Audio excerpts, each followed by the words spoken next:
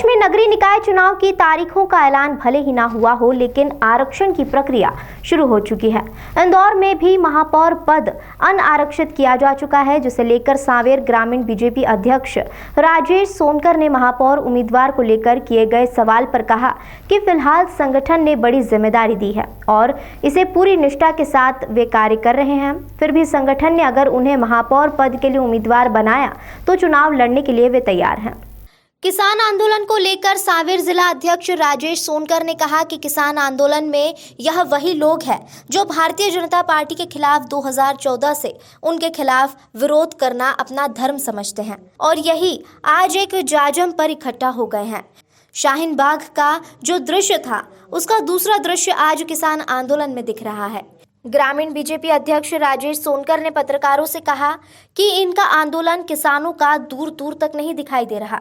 किसान हित का बिल है यह, जो कि केंद्र सरकार कृषि मंत्री स्पष्ट कर चुके हैं।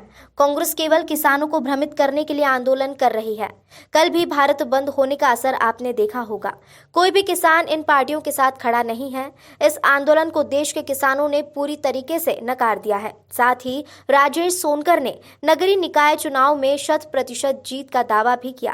उन्होंने कहा कि नगरीय निकाय चुनाव में भारतीय जनता पार्टी के उम्मीदवार विजयी होंगे।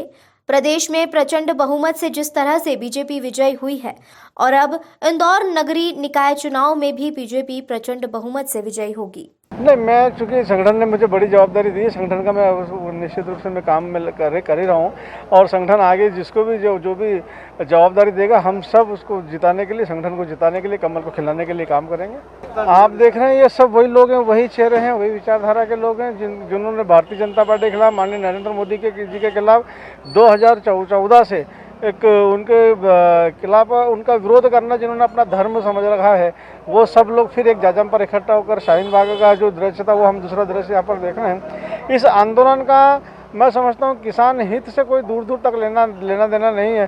किसान बिल निश्चित रूप से किसान हित का बिल है। इसमें जिस प्रकार की बातें, जो मुद्दे वो उन्होंने उठाया, उस बात को सरकार स्पष्ट कर चुकी है।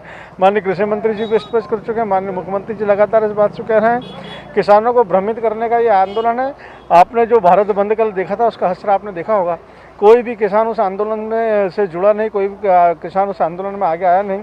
पूरी तरह से कांग्रेस का सुनियोजित आंदोलन वो था। कांग्रेस ने उस आंदोलन को अपने हाथ में लिया था, जिसको देश के और प्रदेश के किसानों ने पूरी तरह से नकार दिया है, खारिज कर दिया है। 100% सीटों पे भारतीय जनता पार्टी चुनाव जीतेगी। सभी के किसान जीतने के लिए चुनाव लड़ते हैं और इस समय जो पूरा वातावरण है भारतीय जनता पार्टी के पक्ष में है। जो प्रचंड जीत भारतीय जनता पार्टी को मिली है, माननीय शिवराज सिंह जी और भारतीय जनता पार्टी विश्वास का दूसरा नाम है। प्रदेश की जनता जानती है, अगर विकास करना चाहते हैं तो विकास का पर्याय भारतीय जनता पार्टी है। भारतीय जनता पार्टी के नेतृत्व में ही प्रदेश का विकास हुआ है और आगे विकास होने की जो संभावना है वो भारतीय जनता पार्टी के नेतृत्व में ही हो सकती है।